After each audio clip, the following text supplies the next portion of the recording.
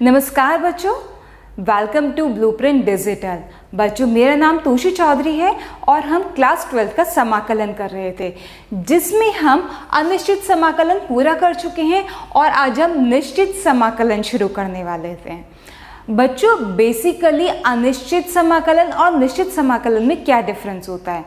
अनिश्चित समाकलन में समाकलित करने के बाद हमारा एक फलन आता है प्लस समाकल गुणांक आता है, इसलिए हम उसको अनिश्चित समाकलन कहते हैं, क्योंकि इसी की प्लेस पर भी कुछ भी हो सकता है। 1 2 3 4 निश्चित नहीं होता।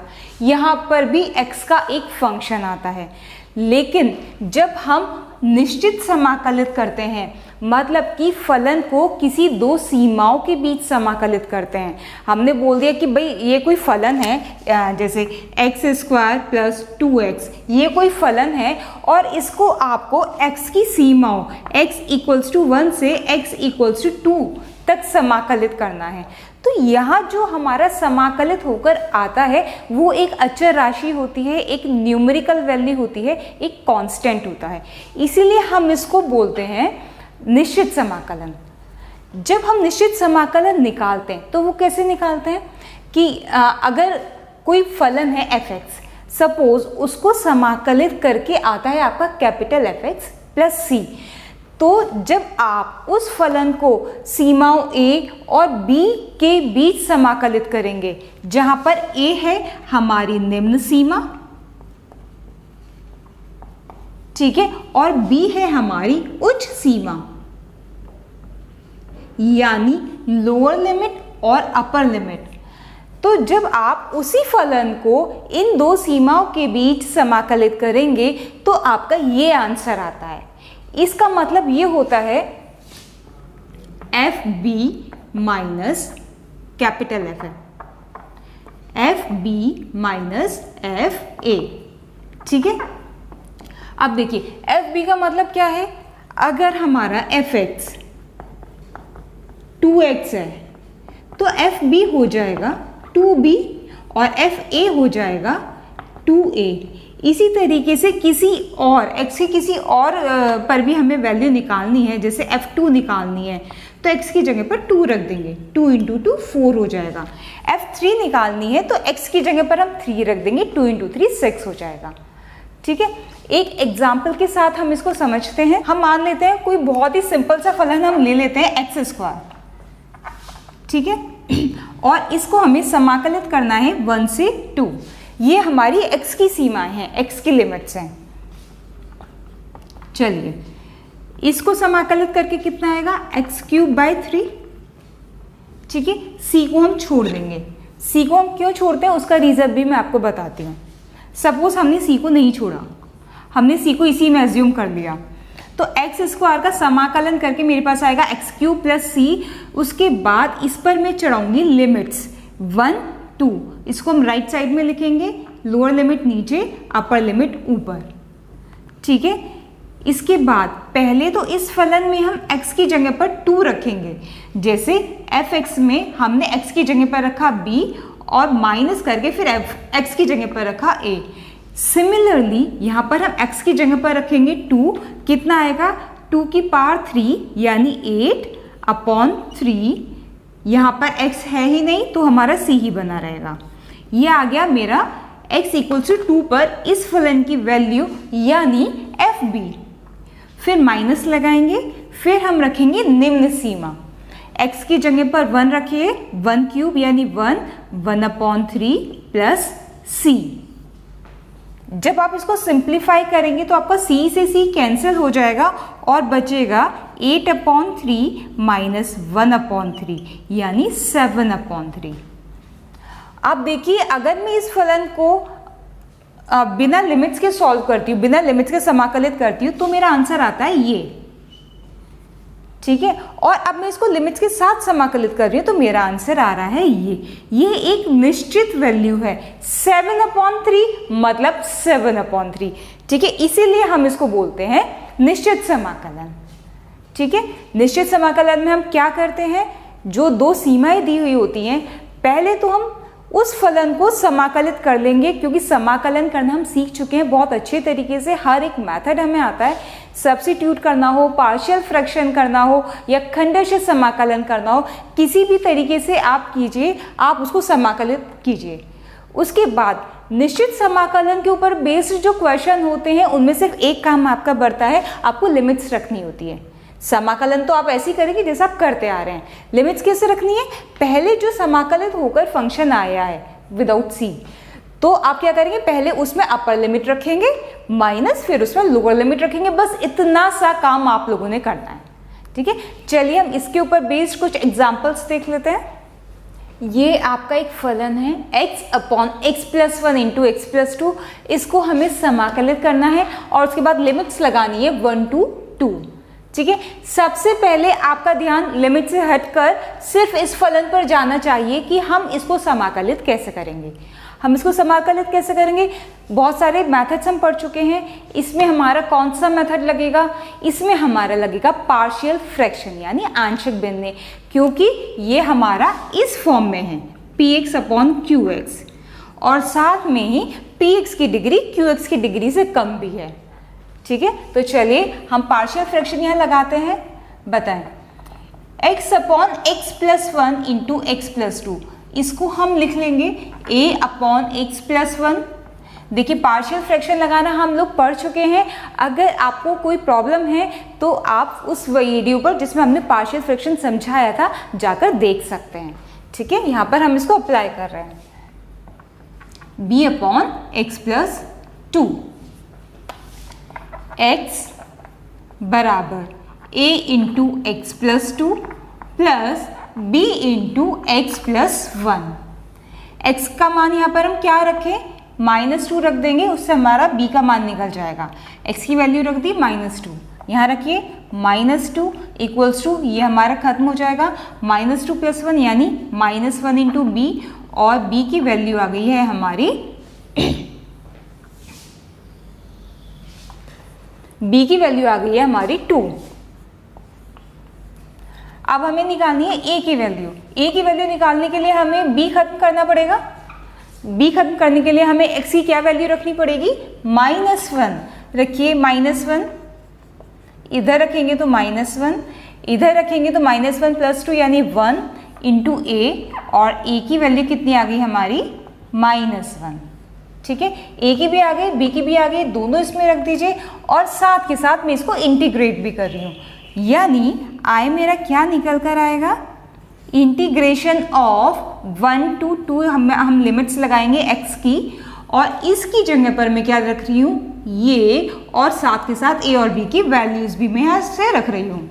तो -1 अपॉन एक्स प्लस 1,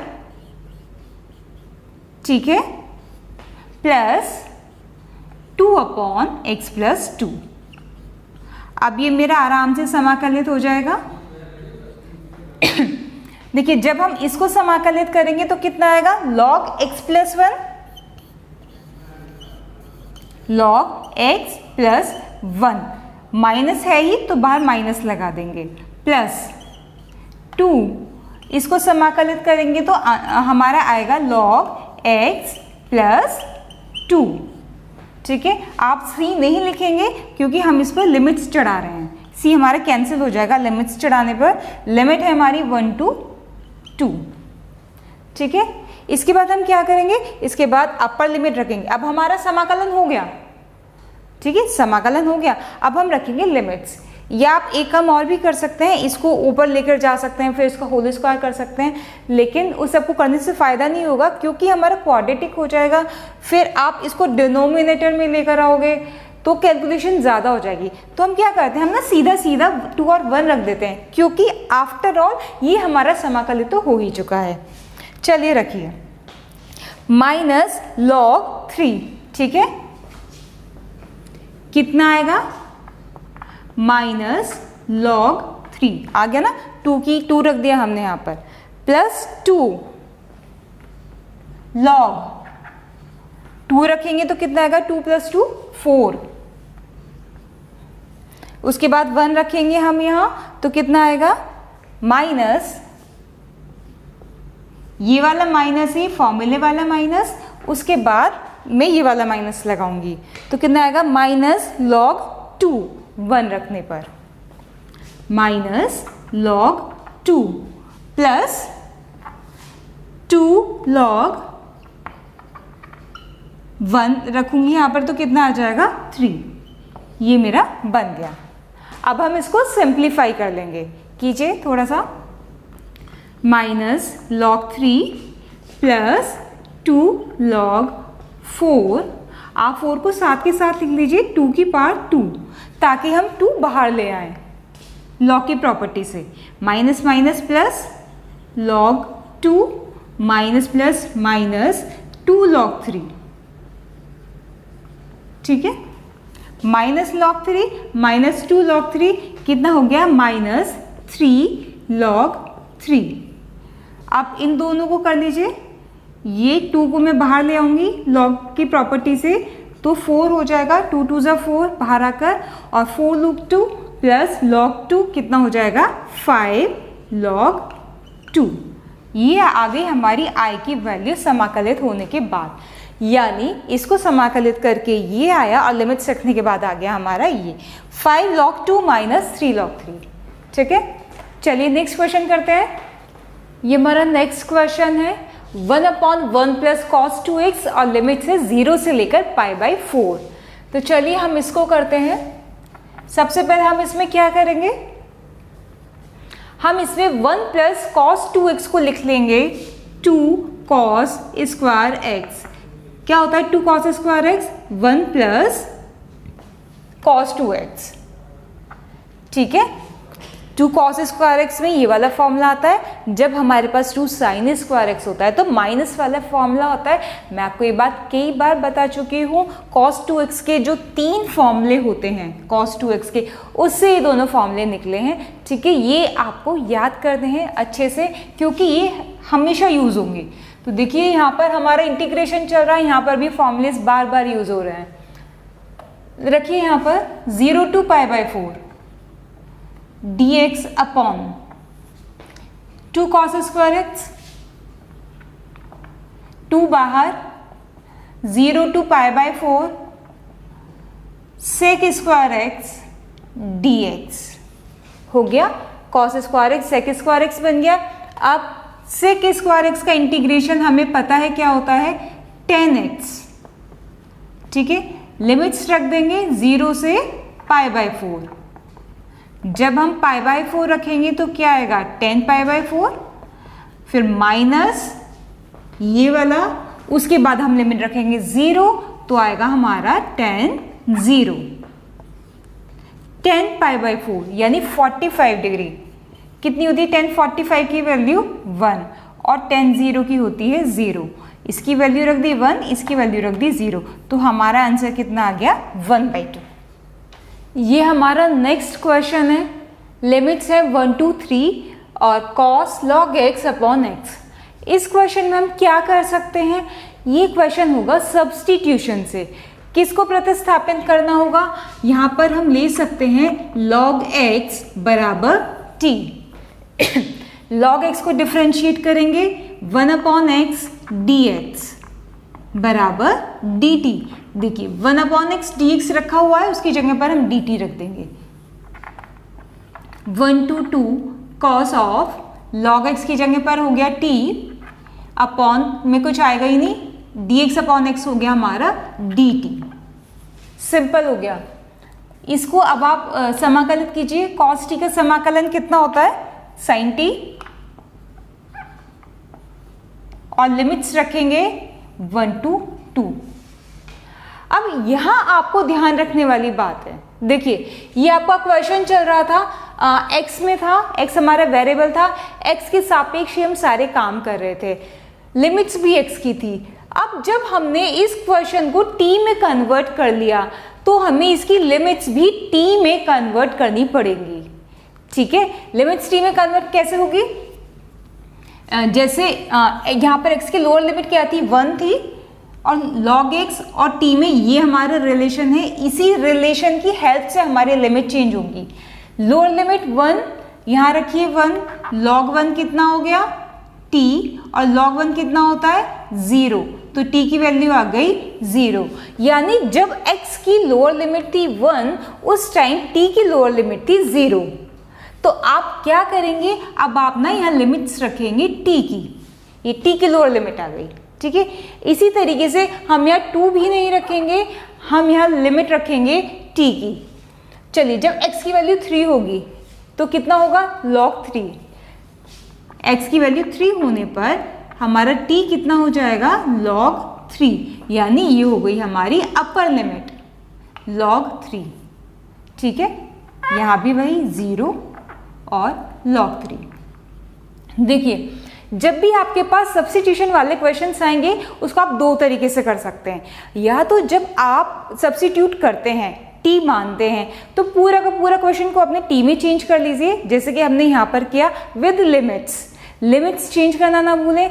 दूसरा तरीका आपके पास ये है कि आप इसको समाकलित कर दीजिए पूरे को, ठीक है, जैसे हम करते हैं, और उसके बाद फिर बाद में हम उसको x में बना लेते हैं, फिर आप उसको x में बना लीजिए। जब वो x में बन जाएगा वापस, तब आप लिमिट रख दीजिए x वाली 1 2 3, ठीक है। तो ये दोनों तरीके से हो जाएगा। इस वाले क्वेश्चन को हम यहाँ दोनों तरीके से करेंगे, ठीक है। फिर आगे आने वाले क्वेश्चन को हम किसी एक ही तरीके से करेंगे। देखिए, यहाँ पर हमने क्या किया है, t में बना लिया है सारे क्वेश्चन को, लिमिट्स भी हमने t की लगा ली है। तो इससे क्या फायदा होता है, इससे जब हमने t की लिमिट्स लगा ली ना, तो आगे जाके हमें इसको x में कन्वर्ट करने की जरूरत नहीं है, ठीक है। चलिए, साइन t अपर लिमिट है log 3, रख दीजिए। साइन ऑफ t की जगह पर log 3 minus sign of log 0, ठीक है। ये आ गई हमारी वैल्यू, पहले t की जगह पर log 3, फिर t की जगह पर 0, तो क्या आ गया, साइन ऑफ log 3 आ गया माइनस 0, तो ये हमारा आंसर आ गया, ठीक है। अगर हम क्या करेंगे, हमें यहाँ लिमिट्स चेंज नहीं करनी, सपोज हम क्या करते हैं, ये इंटीग्रल है हमारा i बराबर 1 to 2 cos log x upon x dx, ठीक है। हमने क्या किया, सब्स्टिट्यूट कर लिया इस तरीके से, और हमारा आ गया साइन t।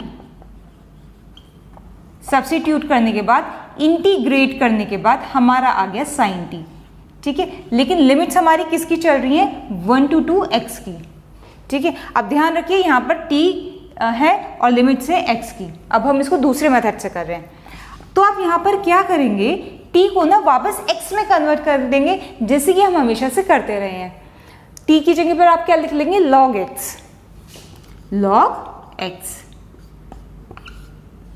1 to 2।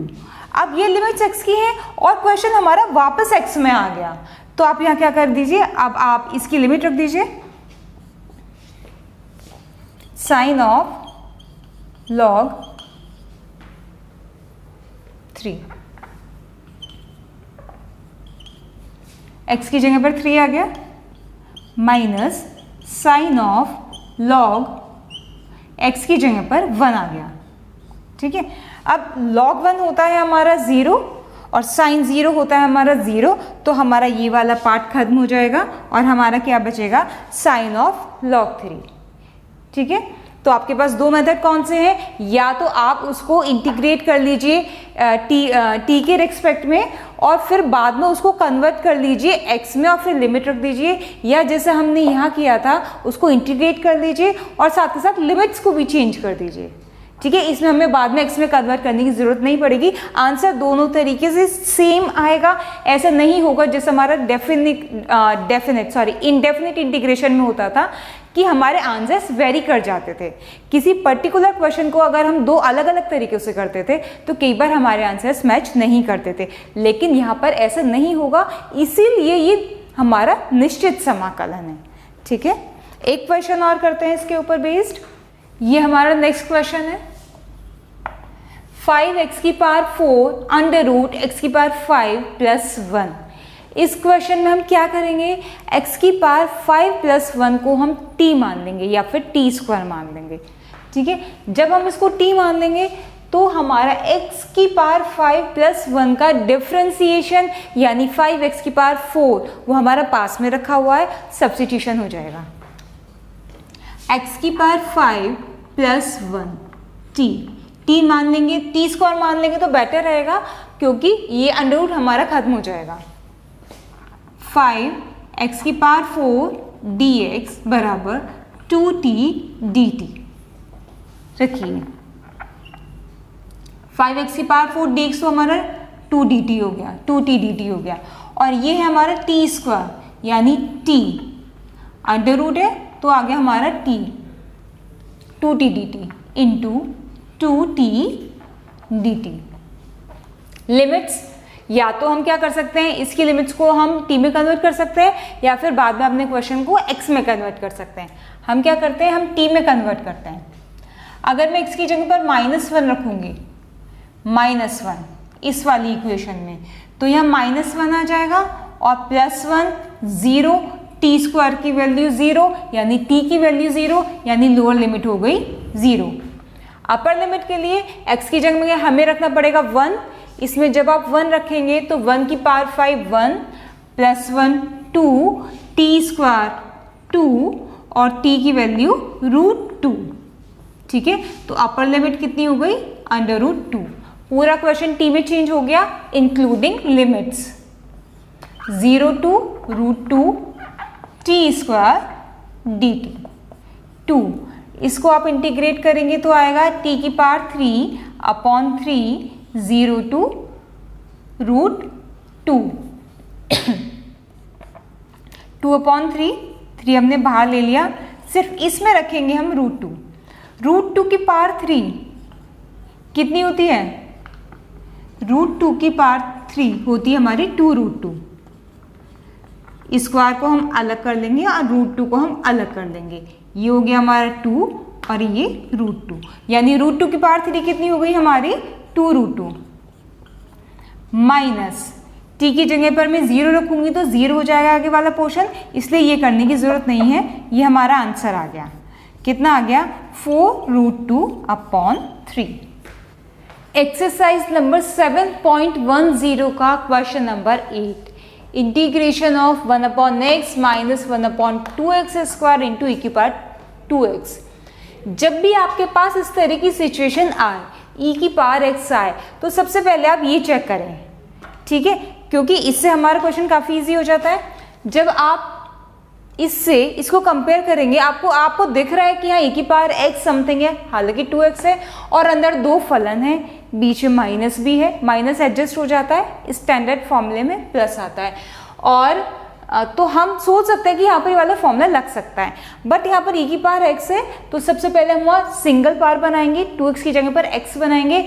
इसके लिए हम क्या सब्स्टिट्यूट करेंगे, 2x की जगह पर dt, तो 2dx कितना हो जाएगा dt। ठीक है, रखिए यहाँ पर 1/x, यहाँ से बताइए 1/x कितना आएगा, x निकाल लीजिए कितना आएगा t/2, तो 1/x हो जाएगा 2/t माइनस 1/2 इंटू x² की वैल्यू t/2, तो हो जाएगा t²/4 ऊपर चला जाएगा 4। ठीक है, इंटू e की पावर 2x की जगह पर आएगा t और dx की जगह पर आएगा dt/2। ये हो गया 2 2 = 4, 2 यहां से कॉमन आ गया बाहर, 2 यहां से आ गया, 2 से 2 कैंसिल हो गया और हमारा कितना बचा 1/t माइनस 2/t² e की पावर t dt। ठीक है, लिमिट्स किसकी चल रही है, x की। अब देखिए आप इसको इससे कंपेयर कीजिए, बिल्कुल इस फॉर्मेट में आ चुका है, e की पावर x फलन और फलन का डिफरेंशिएशन 1/t को जब आप डिफरेंशिएट करेंगे तो कितना आएगा माइनस 1/t², n x की पावर n-1 वाले फॉर्मूले से, t की पावर -1 n x की पावर n-1 -1 -2 नीचे जाकर हो जाएगा 2। ठीक है, तो चलिए लिमिट्स हमारी x की चल रही है, ध्यान रखिएगा ये हमारा इस वाले फॉर्मेट में आ गया। जब हमारा कोई फलन इस फॉर्मेट में आता है तो उसको समाकलित करने पर कितना आता है, e की पावर x fx, ठीक है। तो यहाँ कितना आ जाएगा, e की पावर t ft यानी 1/t, ये आ गया, ये हमारा समाकलित हो गया, ठीक है। हमने सीधा सीधा इसको समाकलित कर दिया। लिमिट हमारी किसकी है, x की। अब जब हमारी लिमिट्स x की हैं तो हमें क्या करना पड़ेगा, इसको पहले x में कन्वर्ट करना पड़ेगा, तभी हम लिमिट रख पाएंगे। रखिए, t की जगह पर हम रखेंगे 2x, e की पावर 2x, और t की जगह पर हम फिर से रख देंगे 2x, ठीक है। लिमिट 1 से लेकर 2। अब ये लिमिट भी हमारी x की है और फंक्शन भी हमारा x में आ गया, तो अब लिमिट को आप रख दीजिए। x की जगह पर 2 रखिए तो कितना आएगा, e की पावर 4, नीचे भी आएगा 4, माइनस x की जगह पर 1 रखिए तो आएगा आपका e की पावर 2/2। आंसर। तो बच्चों आज हमने सीखा निश्चित समाकलन कैसे किया जाता है और लिमिट्स यानी सीमाएं कैसे लगाई जाती हैं। बच्चों आज की क्लास के ऊपर बेस्ड आपका क्वेश्चन ऑफ द डे है ये, ठीक है। आप इसको नोट कर लीजिए, आपको इसको सॉल्व करके इसका आंसर हमें कमेंट में मेंशन करना है। किसी भी तरह का कोई फीडबैक हो वो आपको बताना है। आपकी फीडबैक्स का ऑलवेज वेलकम है, हमेशा हमें इंतज़ार है। बच्चों आपको आज की वीडियो कैसी लगी ये भी आप हमें बताएं। पसंद आई हो तो प्लीज़ लाइक कीजिए और दोस्तों के साथ शेयर कीजिए। एंड अगर अभी तक आपने हमारे चैनल को सब्सक्राइब नहीं किया है तो do subscribe and don't forget to press the bell icon, क्योंकि उसी से हमारे सारे नोटिफिकेशंस आप तक पहुँचेंगे। नेक्स्ट क्लास में बच्चों हम क्या करने वाले हैं, निश्चित समाकलन से रिलेटेड उसके गुणधर्म, उसकी प्रॉपर्टीज हम करेंगे और उसके ऊपर बेस्ड हम क्वेश्चंस करेंगे, ठीक है। तो मिलते हैं अपनी नेक्स्ट क्लास में निश्चित समाकलन की प्रॉपर्टी के साथ। तब तक के लिए बाय बाय।